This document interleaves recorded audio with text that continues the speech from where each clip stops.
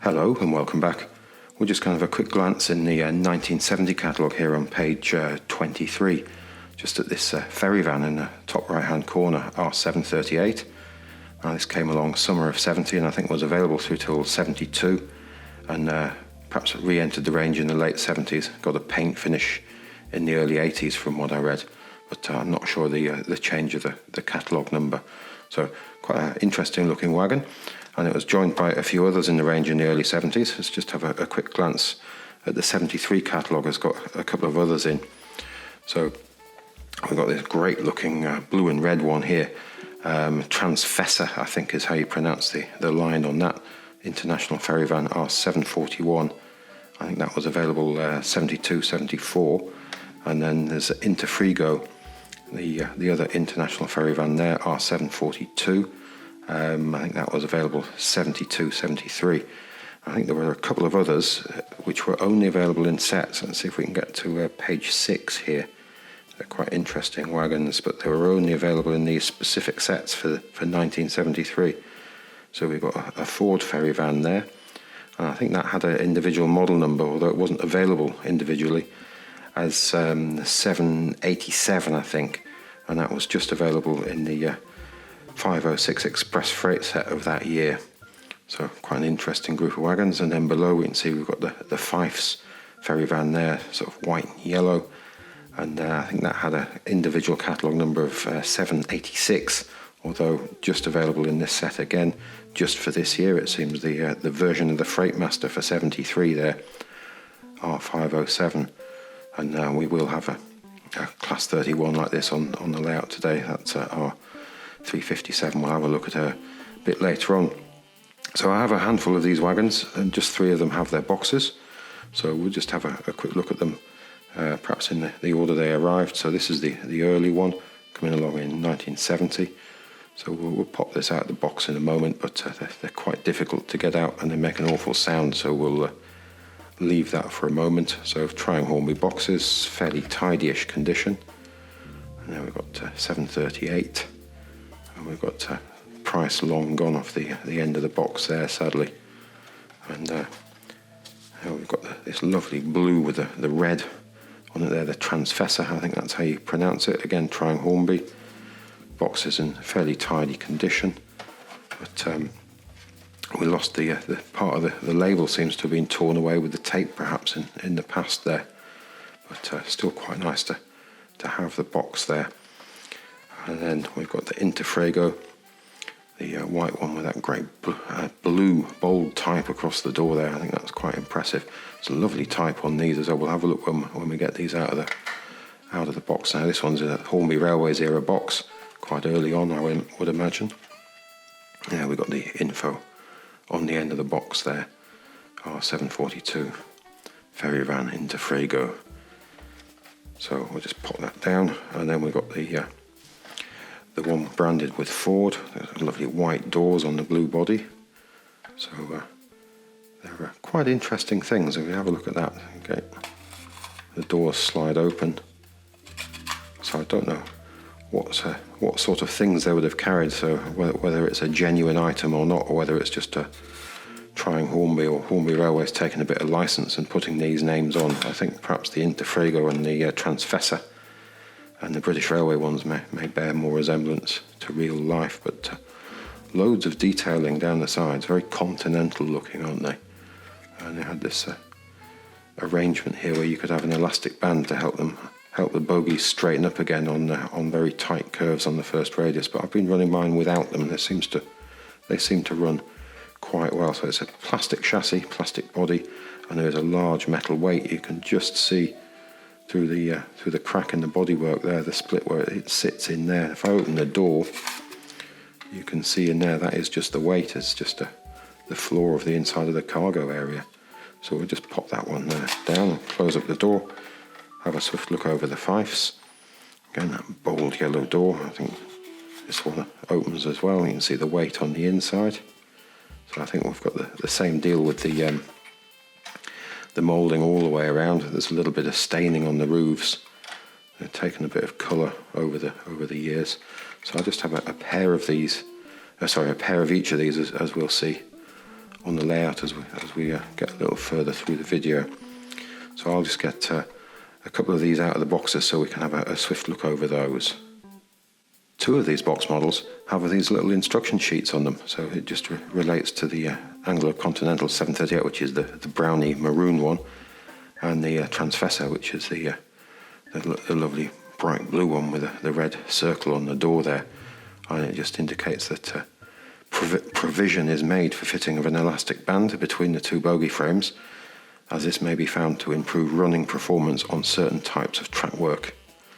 And we've got made in Great Britain, Rovex Triang, Pocket Money Toys Limited, Westwood, Margate, Kent.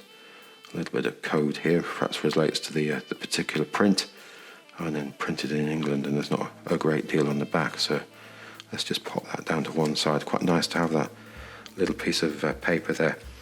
So this is the one out of the Hornby Railways box. Now all three of these are on this sort of plastic vac form shell, and they all have the earlier model number R738. So I think they've just reused that, and you can see this one used to have an elastic band on it. It's still partially fitted and it's rotted. I don't know whether I can get this one out successfully, and we can have a quick look at it. They are quite stiff to get out of this packaging. You can see it is very thin and rather fragile. Let's just hold this one up a little and have a look at it. So you can see it's got the same deal with the sliding doors. It's a lovely arrangement, and these little runners at the bottom in the chassis, and that piece of plastic there. I don't know whether that's separately fitted or part of the roof moulding, or actually the sides and the roof may all be the one moulding. Looking a little closer there. So we'll just slide that door shut again, and you can see that there where that elastic band's rotted away, and that would have centered up the bogies again once you get them, once it comes back around the curve. But I found it runs quite nicely without them. I've been unable to find elastic bands to fit actually, but we'll see. They run quite nicely as they are. So this one has the white rimmed wheels. We'll just pop that one down. We'll just have a look at this Transfessor. Again, it's a stunning colour, that, isn't it? That red, or is it an orange? Really zings out. And it is really lovely fine printing on all of these. It's really playing haywire with the colour correction on this camera in fully automatic. Let's hold it a little bit further away. Perhaps let's just have a look at the browny maroon one. Now this one has instructions, and again you can see that they're just sitting behind the wagon back there. I won't pull this one out at the moment. And again, I think that's the original colour, the one that came along in 1970. And then it was available again briefly at the end of the 70s, and then into a paint finish version in the 80s from what I've read. But really quite lovely things.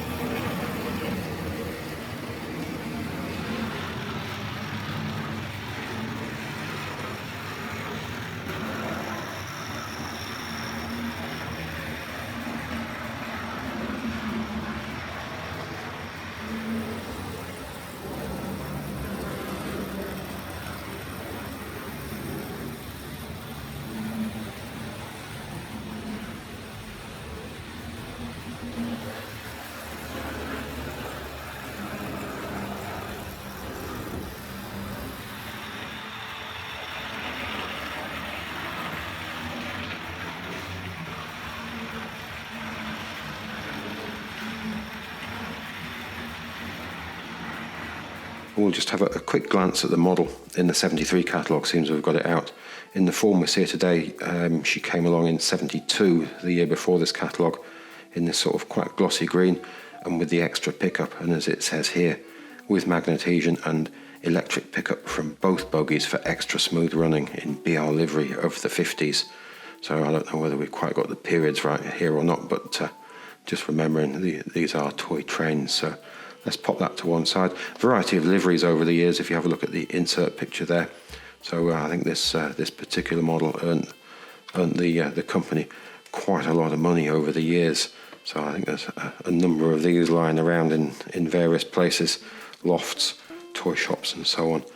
And this is a Hornby Railways box of the early 70s, and it's sort of quite shelf worn, fairly plain cardboard. What have we got? It says Fix on the back of it, but it's always been fixed since I've had it. It's sort of fairly smooth runner, as we've seen, very powerful. R.357 BR A1A diesel electric locomotive, or is that AIA diesel electric? I'll get the words electric locomotive, so it's referring to the wheel arrangement, I'm sure. Let's just take off the top. So we've got the lovely yellow polystyrene tray. Sadly, no instructions with this particular model. You can see there she's relatively glossy, isn't she? And she's in pretty good condition, but she has done quite a bit of running, I think. And as you see on the back of the box, it does have the words Fix. So at some point, this model has been in a non-running condition. Let's see if we can ease that out of here. So the motor bogie on this, of course, is the one that makes quite a lot of noise most of the time. So let's have a look. And she doesn't have the full set of drive wheels, so we do have the dummies. And if you look at that gearing, you can see it is quite worn. So it is sort of a lot of wear on this gearing over time. But she's still doing the job at the moment, and she has had a brush with a soldering iron, sadly. Again, there on the roof, I don't know whether you can see, she's just taken a light glance from a soldering iron by the looks of it at some point in the past, perhaps when she was being fixed. And we've seen a number of these models in past videos. I'll leave a link to one or two of them.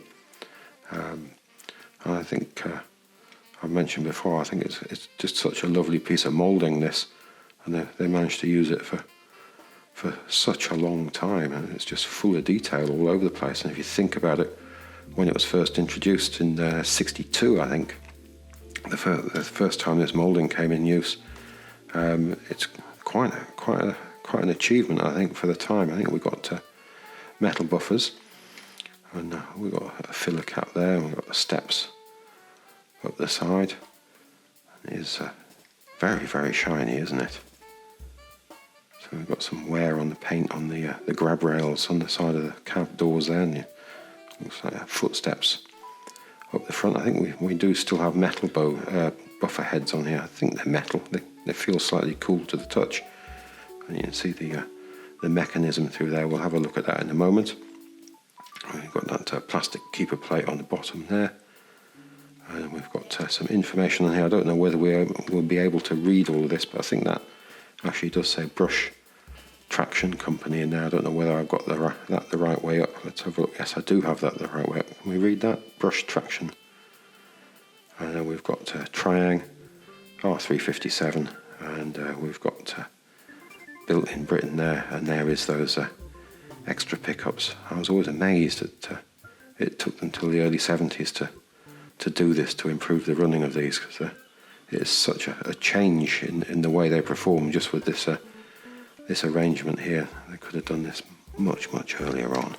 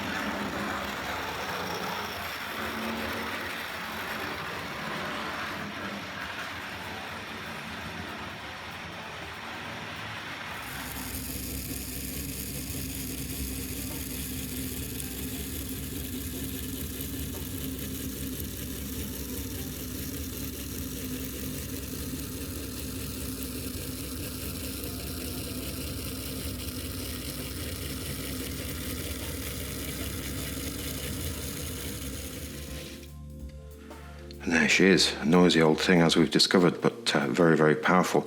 I don't really want to separate her from the rest of the model, so we'll just have a quick look over the motor there. And we've seen her running. She is very, very powerful. But a long-running motor bogie.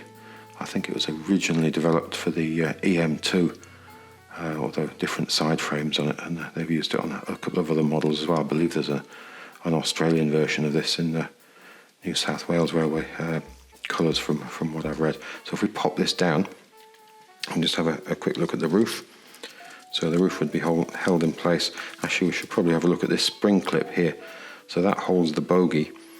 Let's see if I can do this. I don't think I've got enough hands for this at the moment. So the bogie would just slot into there, and then the spring clip, no, I haven't got enough hands doing this in mid-air. The spring clip would just go in there to hold it together, and there is a sticky label there which is probably upside down, which tells you to take the spring clip out to separate it rather than try and undo that nut there, which looks quite inviting to do so, but then the motor falls apart, the top of the connections and so on begin to separate, which isn't ideal. So there we've got the screw which goes directly through the bottom of the locomotive and then holds the roof in place there. Got a little clip at either end. We've got that head code moulded into the top of the roof there. Sticky label on either end. So I don't know whether there's different head codes available. I think there might be one or two others. I must look into that. I should know, but I don't. And again, we've seen that filler cap detail there. So we'll just pop that down. Have a swift look over the service sheet here. So that's the pickup, the extra pickup that's been included there, and we saw that a bit earlier on. And then you see this arrangement here goes onto the Class 37 as well, model number R.357, so sharing the same bogie, and there's all the components of it, and there's the magnets which sit between the drive wheels, and there's that assembly we've just had a look at. Let's just have a quick glance at that extra pickup again while we're at it, because it really does make such a difference to the running, and just see how simple that is. And that cabling just runs straight through there to the motor,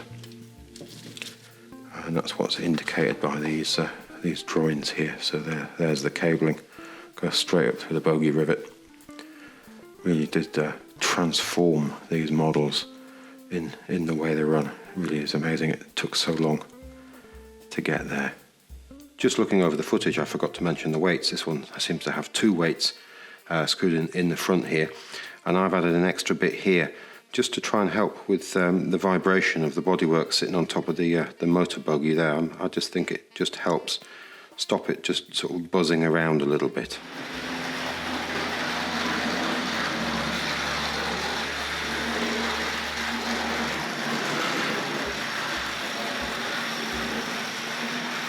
And there, we'll just follow her around back to the points, I think, and then we'll bring her to a stop so we can close them. Terrific blue that, isn't it, on the Ford and on those transfessor wagons. It really is a stunning colour. So let's see if we can bring this gently to a stop now. There we go, and we'll just close 1B there for now. And we'll just have another run round this outside line and see if we can have some slightly closer up shots of those wagons and the locomotive.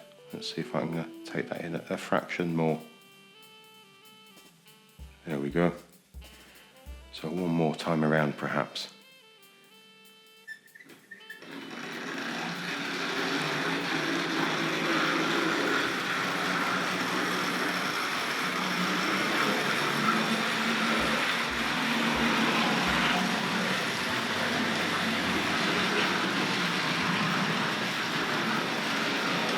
I think this is probably quite a long train for my railway, really. They come into the curves there in the corner of the layout. Great snake shape coming through there.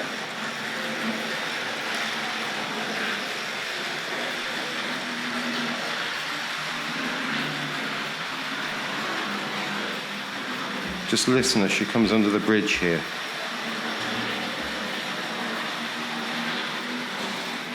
You can hear the wheels slip slightly. Let's see if we can now bring that to a stop. And then, if we dare, we'll back up a little bit. I haven't had that much success with the backing up with these wagons. Let's sort of make that a little bit wider. I think with that pivot on the bogie, there's a little bit of play in there, and the couplings tend to sort of overlap each other. I don't know whether the fitting of the elastic bands would help that. Let's see if we can just back up off those points.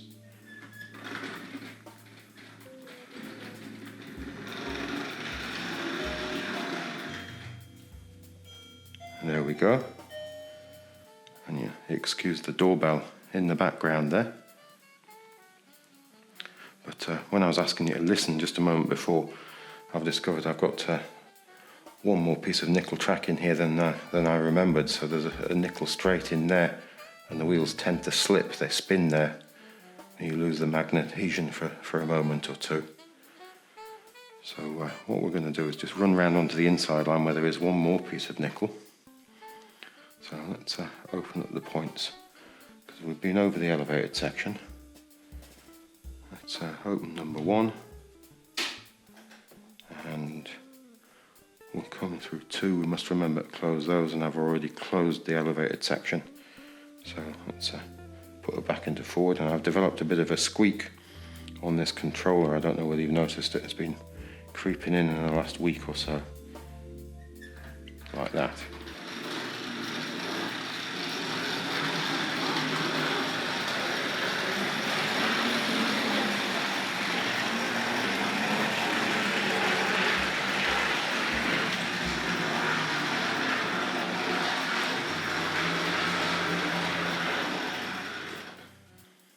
I think we're all the way on the inside line there, so I'm just going to close up the points, and we need 2B, otherwise we'll have a derailment perhaps here the next time we come around. So let's just follow that around on the inside for a moment now. So the controller for the inside doesn't have the squeak, or hasn't developed one yet. So, maybe just a tiny bit. Perhaps I just haven't been listening so much in the past.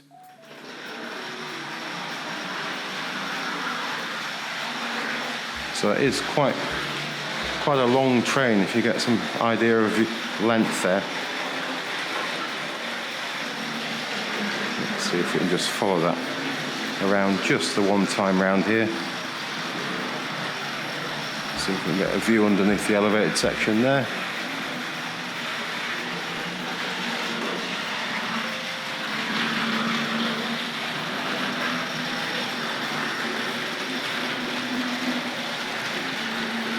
So I'm just going to bring that to a stop around there.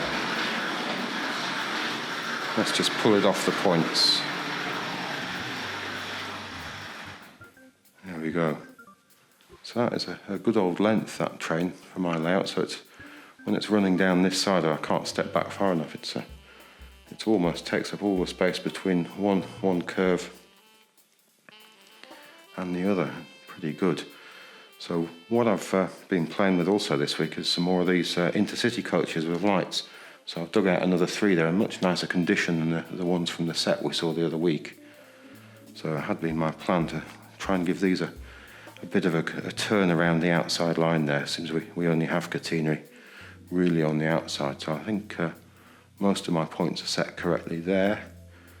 So I just need to close off these sidings. I must draw these properly onto my layout plan, which I haven't done yet. So they still represent the version I had before, so I need to close 1Y.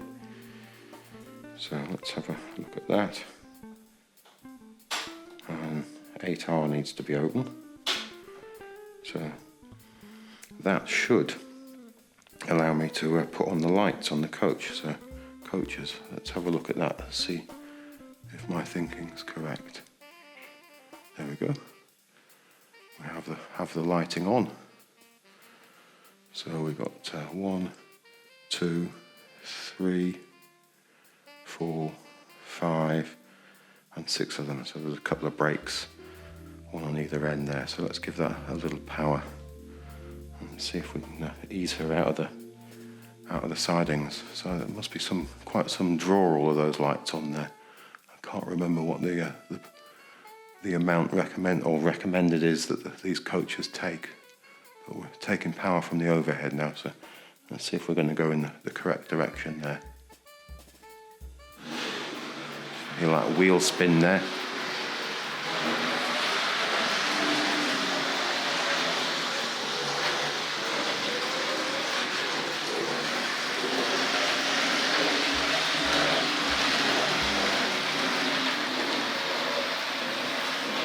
Looking pretty good.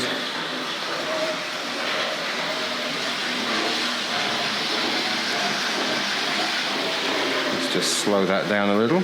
Perhaps stop it there while I remember to close the relevant point. So I'll just seal her onto the main line. So as you can see, they are all slightly different colours, all different ages. I think a couple of those I've got new bulbs in, so they burn slightly cooler than the others. So there's my layout plan, and that just represents my first version with these long sidings, but I haven't got that now, so I must get that redrawn. So I think we'll probably just end with a bit of a run round with this overhead electric. So let's give it some power. Should we tighten up on it a little to start with? Let's see if we can follow her around like that. That's developed a squeak as well. Feel that wheel slip there. She doesn't want to move at all. So.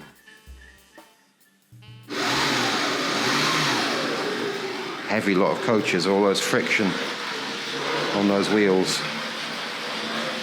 We've got those lighting pickups there. I think we're nicely underway there. The track must be a bit greasier in that point than sitting in the station, I think.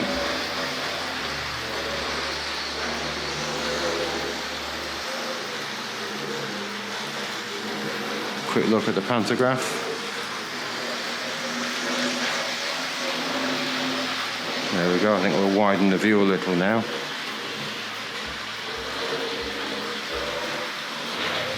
You can hear the wheels slipping a little, can't you?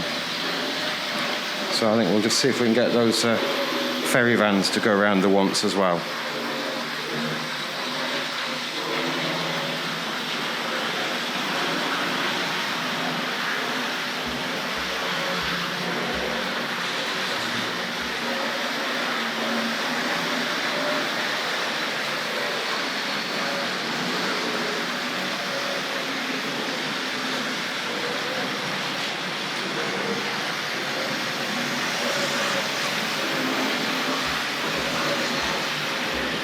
A noisy pair of trains, these, I think.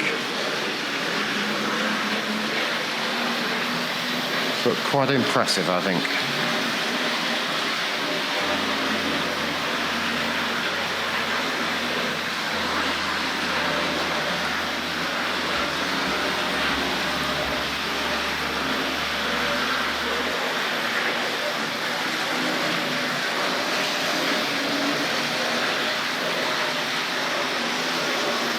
I think that's probably going to be it for this week. Thanks again for watching. Hugely appreciated. If you look back again next time, we'll try and have something else interesting from the range to have a look at. Goodbye now.